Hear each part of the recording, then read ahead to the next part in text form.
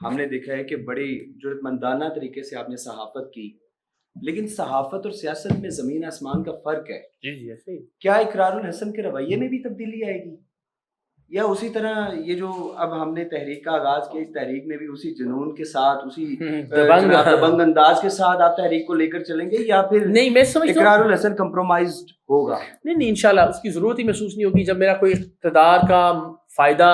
میرا کوئی مفاد، میری کوئی منفعت، میرا کوئی فائنینشیل فائدہ، میرا کوئی عہدے کا فائدہ منسلک ہی نہیں ہوگا تو کمپرومائز ہونے کی ضرورت ہی نہیں، اس کا سوال ہی ختم ہو جاتا ہے۔ تحریک کو لیڈ کرنا، جہاں تک چلتا ہے، جہاں تک میں نے کہا نا، جہاں تک پارٹی وجود میں آ جائے اور نوجوان اپنی لیڈرشپ کو اپنے ہاتھ میں لیں، تب تک میں یہ پیغام پہنچاتا رہوں گا۔ اور یوں کہنا کہ میں سیاست میں آ گیا ہوں، مجھے نہیں لگتا کہ یہ سیاست کرنا ہے۔ یعنی یہ میرا خیال ہے جرنلزم کا یہ میرا ایک بنیادی عنصر ہے کہ میں نوجوانوں کو وہ بات بتاؤں کہ بھائی دنیا میں یہ پولیٹیکل پارٹیز کا سسٹم ہے، آپ کو اس کے مطابق چلنا چاہیے۔ میں اس سے بڑھ کر ایک کام یہ کر رہا ہوں، اور وہ ایک نوجوانوں کو اکٹھا کرنے کے لیے ایک پلیٹ فارم بھی دے دوں گا۔ یعنی کوئی ایک نوجوان شروع کرے گا تو شاید باقی اس کو 30-40 سال لگیں گے۔ کوئی ایک ایسا آدمی کہ جس پر تنقید بھی ہو رہی ہے اور جس کے حق میں بھی 4 آوازیں ہیں، وہ یہ بات کرے گا تو بات ذرا تیزی سے پھیلے گی لوگوں تک۔ تو میں سمجھتا ہوں کہ اس کو یوں کہنا کہ میں سیاست میں آ گیا ہوں، یہ شاید کلی طور پر درست نہیں ہے۔ میں کوئی عملی سیاست کی بات نہیں کر رہا، میں کوئی الیکشن لڑنے کی بات نہیں کر رہا، میں کوئی امیدوار نہیں ہوں کسی عہدے کا، میں کوئی ووٹ نہیں مانگ رہا، میں علل اعلان کہہ رہا ہوں کہ میں دلوا لیں۔ مطلب جیسی آپ کی تسلی ہوتی ہے تسلی کر لیں کہ میں ساری زندگی کوئی سیاسی، کوئی حکومتی، کوئی سرکاری عہدہ نہ لوں گا، نہ قبول کروں گا، نہ مانگوں گا، نہ امیدوار ہوں گا، نہ اس کا الیکشن لڑوں گا، نہ فیصلے کا کوئی اختیار اپنے پاس رکھوں گا۔ اور کانسٹیٹیوشن میں لکھ لیجئے اگر کوئی پارٹی آپ بناتے ہیں کہ میرے خاندان کا بھی کوئی فرد کبھی اس کا عہدیدار نہیں ہوگا اور کبھی کوئی فیصلہ یا عہدہ اپنے پاس نہیں رکھے گا۔ اور جیسے آپ کی تسلی ہوتی ہے یہ تسلی کر لیں۔ اور میں تسلی یہ اس لیے نہیں کہ مجھے کوئی وضاحت دینے کا شوق ہے، میں اس لیے چاہتا ہوں کہ اس خدشے یا سوال کی وجہ سے اس تحریک پر کوئی اثر نہ پڑے، یہ بات کلیئر ہو جائے کہ بھائی یہ خون سے میرا انگوٹھا لگوا لیں آپ، کچھ جیسے آپ کا دل چاہتا ہے کہ میں زندگی میں کبھی اس بات کا نہ خواہاں ہوں گا، یعنی کبھی یہ بھی نہیں کہوں گا کہ چونکہ یہ پوری قوم مجھ سے کہہ رہی ہے کہ اب آپ کو ہی آنا پڑے گا تو اس لیے میں آ جاؤں۔ میں اگر آخری آدمی بھی ہوں اس روئے زمین پر تو میں آپ کو اللہ اور اس کے رسول پیارے نبی کو گواہ بنا کے کہتا ہوں کہ میں تب بھی کوئی عہدہ یا کوئی مراعات یا کوئی منفعت یا کوئی فائدہ یا کوئی فیصلہ سازی کا اختیار اپنے پاس نہیں رکھوں گا۔ کلیئر کر لیجئے، نہیں ہوتا تو بھائی اس کے بعد میں کچھ اور نہیں کر سکتا، ہو جائے تو بڑی مہربانی، ہم پھر آگے چلتے ہیں۔ اب کہ جی اسٹیبلشمنٹ لے کر آ رہی ہے، جب میرا کوئی ذاتی فائدہ یا منفعت یا افواد نہیں ہے اولن تو پھر یہ اسٹیبلشمنٹ لانے والی بات ختم ہو جاتی ہے۔ دوسری بات میں نے آپ سے عرض کر دی کہ بھائی اسٹیبلشمنٹ کے حوالے سے کوئی الزام لگانے کی بنیاد تو ہو نا آپ کے پاس۔ میرا 20 سال کا کریئر پورے پاکستان کے سامنے ہے، میری ٹویٹس موجود ہیں، میری ویڈیو ریکارڈنگز ہیں، میرے کلپس ہیں، میرے ویلاگز ہیں، میرے انٹرویوز ہیں، پوڈ کاسٹ ہیں۔ سر میں نے 20 سال میں کسی جرنیل کی تعریف میں کوئی لفظ کہا ہو یا لکھا ہو تو میری گردن اتار۔ اس زمانے میں بھی جب جنرل باجوہ کو تعریف کرنا اور ان کو جمہوری کہنا اور ان کے حق میں بات کرنا اور ان کے ڈاکٹرائن پر بات کرنا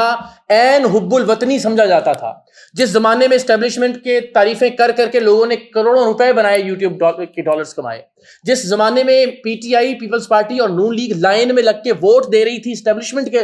اس کی ایکسٹینشن کے لیے جنرل باجوہ کی، میں واحد آدمی تھا جس نے جنرل باجوہ کی ایکسٹینشن کے خلاف ٹویٹ کیا، اور وہ ٹویٹ آج بھی جرنیلوں اور بریگیڈیئروں کی دھمکی کے باوجود قائم ہے اور موجود ہے۔ تو کسی آدمی کا کنڈکٹ تو دیکھیں یار، میری 2004 کی تقریر گورنمنٹ کالج کے زمانے کی موجود ہے، ہم تب نظمیں پڑھتے تھے فیض اور فراز کی اسٹیبلشمنٹ کے خلاف، ہم تب بلوچستان میں ڈاکٹر شازیہ کیس کی بات کرتے تھے جس پر فوج کے والے سے ریپ کا الزام ہے، ٹھیک ہے۔ اور وہ آدمی جو بیٹھ کر کہتا رہا کہ ہم جنرل باجوہ کو جمہوری، جنرل باجوہ کی کیا بات ہے، ٹھیک ہے، وہ آج انقلابی ہیں۔ اگر آپ ان کو انقلابی مانتے ہیں تو مجھے انقلابی نہ مانے، کم سے کم ٹاؤٹ تو مت کہیے۔ چلیں اگر آپ کہتے ہیں تو یہ بھی مان لیتے ہیں۔ آپ کہتے ہیں اقرار الحسن لفافہ، آپ کہتے ہیں اقرار الحسن جناب عسکری ٹاؤٹ، عسکری صحافی، سارے الزامات، لیکن ان سارے الزامات کی بنیاد پر آپ مجھے تو اچھا اور غلط ثابت کر رہے ہیں، لیکن جو بات میں کہہ رہا ہوں اس بات پر آرگومنٹ نہیں دے رہے آپ۔ یعنی میں اچھا ہوں یا برا ہوں تو irrelevant ہو گیا، اس لیے کہ میں تو نہیں کہہ رہا کہ مجھے وزیر اعظم بنائیں۔ یہ بحث تو آپ تب کریں کہ یار یہ کہہ رہا ہے مجھے وزیر اعظم بنائیں، اب دیکھتے ہیں کہ یہ اچھا یا برا ہے، نہیں یہ تو بہت برا ہے، اس میں یہ خرابی ہے، اس میں یہ خابی ہے، اس میں یہ خامی ہے۔ میں تو یہ کہہ ہی نہیں رہا ہوں کہ مجھے لیڈر منتخب کیجئے یا مجھے ووٹ دیجئے یا مجھے وزیر اعظم بنائیں، تو پھر تو یہ بحث irrelevant ہوگی، فضول ہو گئی کہ اقرار برا ہے اقرار اچھا ہے۔ اب تو اس بات پر کہیے کہ یہ جو بات کر رہا ہے وہ بات اچھی ہے یا وہ بات بری ہے، یا اس بات کے اندر یہ خامی یا خوبی ہے، اس پر بات کریں۔ ایک آدمی کو جانچیں کہ تو آپ تب نا جب آپ نے اس کو کوئی عہدہ دینا ہے یا وہ خود کوئی عہدہ مانگ رہا ہے یا آپ سے کوئی کہہ رہا ہے کہ مجھے ووٹ دیجئے، پھر میں اپنے آپ کو سچا ثابت میں کرتا ہی نہیں، بھائی میں اس بحث میں نہیں پڑھتا۔ لیکن پھر میں کہہ رہا ہوں میرا ٹریک ریکارڈ آپ کے سامنے ہے, آپ ذرا دیکھ لیجیے کہ کب میں زندگی میں جرنیلوں یا اسٹیبلشمنٹ کے حق میں کوئی بات کی یا کوئی ایسا کوئی لفظ کہا, صرف اس بنیاد پر کہ میں آپ سے سوال کروں یا صرف اس بنیاد پر کہ میں کوئی نئی چیز پیش کروں میں ٹاؤٹ ہو جاؤں. تو ٹاؤٹ کہنے سے اگر گھبرانا ہے تو پھر تو میں نے عرض کیا کہ سگی بہن محفوظ نہیں ہے اس الزام سے بانی پی ٹی آئی کی. پھر تو مجھے پی ٹی آئی کا کوئی ایک آدمی بتائیں جو آپس میں ایک دوسرے کو ٹاؤٹ اور غدار اور ایجنٹ نہیں کہہ رہا. تو اس بات سے تو مجھے کوئی فکر نہیں ہے, اللہ کی مہربانی سے. میں یہ کہتا ہوں کہ اس بات پر جو نظریہ میں پیش کر رہا ہوں اس پر بات کیجیے, اور میں پیش کیا کر رہا ہوں ساری دنیا میں یہی کام ہو رہا ہے. تو یہ میری درخواست ہے کہ میں خود کلیئر کر لیجیے, اللہ کا واسطہ ہے اپنے سوالوں میں بھی کوشش کیجیے گا کہ بار بار اس بات کی تکرار نہ کریں کہ یہ نہیں ہوگا کہ میں کوئی عہدہ لوں یا میں کوئی مراعات لوں یا کوئی فیصلہ. اب میرے ذہن میں یہ تھا, جو میرے ذہن میں تھا کہ یار ہم 6-8 مہینے سال نہ اس پر آرام سے بات کریں گے, کسی ویلاگ میں کر دی, کسی پوڈ کاسٹ میں کی, ایک نظریاتی ایک فکری ایک تحریک چلائیں گے, اور اس کے بعد اگر کچھ لوگوں کو بچوں کو نوجوانوں کو یہ بات سمجھ میں آئی تو پھر ہم کوئی ویب سائٹ کوئی اپلیکیشن بنائیں گے جس میں پھر ہم یونیورسٹیوں میں کالجز میں جا کے ان سے کہیں گے کہ خود کو رجسٹر کریں. جب وہ رجسٹر کر لیں گے تو ہم 10-12 لوگوں کو اپنے ساتھ ملانے کی کوشش کریں گے, حدیقہ کیانی, شہزاد رائے, ڈاکٹر جاوید اقبال, اس طرح کے لوگوں کا ایک بورڈ بنائیں گے. وہ ان نوجوانوں کو الیکشن کا ایک طریقہ کار بتائیں کہ بھائی اس طرح سے الیکشن کریں کہ کیسے کون کس کو منتخب کر سکتا ہے, اور جب وہ منتخب کرتے کرتے اپنا پہلا چیئرمین منتخب کر لیں اس کے بعد وہ بورڈ ڈیزالو ہو جائے گا, میں چھٹیوں پہ چلا جاؤں گا اور نوجوان اپنی چیزوں کو لے کے آگے بڑھیں گے. یہ میرے ذہن میں ایک خاکہ تھا اس کا. اللہ تعالیٰ زندگی دے ہمارے تحریک انصاف کے دوستوں کو, انہوں نے اتنی اجلت میں یہ باتیں کی کہ لانچ ہو گئی, کر دیا, آ گیا, سیاست میں آ گیا, پتہ نہیں کیا ہو جائے گا, وزیر اعظم یہ ہوگا, یہ عمران خان وزیر اعظم کی یہ اوقات ہی نہیں ہے. بھائی میں نے طے کر لیا انہوں نے کہ وزیر اعظم کا امیدوار ہے یار.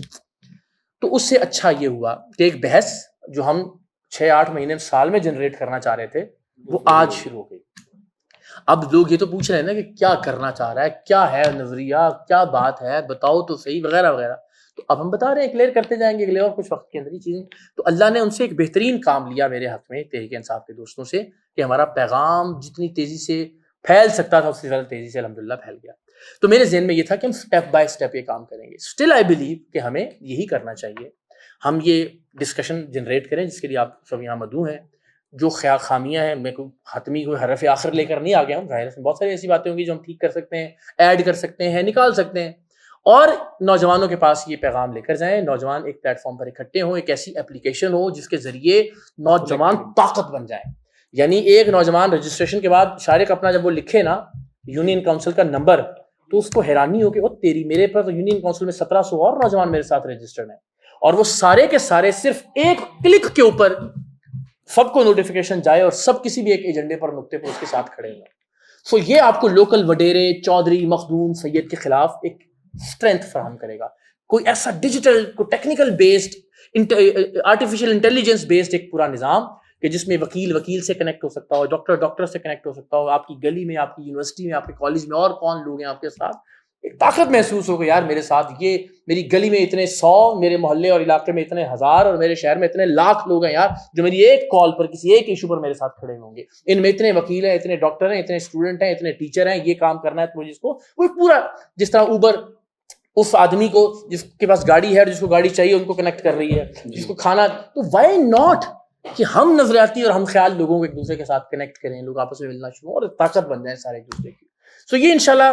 میں بڑی وثوق سے کہہ رہا ہوں کہ بھائی ابھی تو شروع ہوا ہے یہ سلسلہ, اللہ نے چاہے بہت تیزی سے پھیلے گا. سو یہ میرا خیال ہے کہ ہم یعنی میں کیا کر رہا ہوں اس میں, اگر میں نے کوئی عہدہ نہیں لینا تو میں سمجھتا ہوں کہ ایک جرنلسٹ کے طور پر,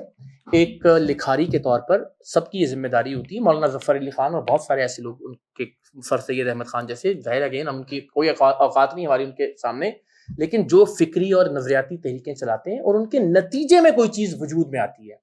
تو میں سمجھتا ہوں کہ مجھے یہ تحریک چلانی چاہیے. اور میری خواہش ہے کہ اس تحریک کے نتیجے میں ایک ایسی سیاسی جماعت بن جائے جو نوجوانوں کی جماعت ہو, جس میں الیکشن کے ذریعے لیڈر فیصلہ کریں, جو کسی ایک شخصیت یا خاندان کے پیچھے نہ چلتی ہو, جس میں میرٹ کی بنیاد پر لیڈر اور الیکشن کی بنیاد پر لیڈر آگے آئے. میرٹ پر چونکہ شارق نے آئی برو ریز کی تھی, تو میرٹ سے مراد یہ, میرا یہ خیال ہے, فیصلہ نوجوان کریں گے, پارٹی کا نام کیا ہوگا, جنہوں نے کیا کرنا ہے, اس کا اسٹرکچر, ہمارا کام ہے صرف ایک خیال پیش کرنا. میرا یہ خیال ہے کہ آپ یونین کاؤنسل میں جہاں آپ کا پہلا آدمی الیکشن لڑے گا, جو ٹاپ تک پہنچے گا,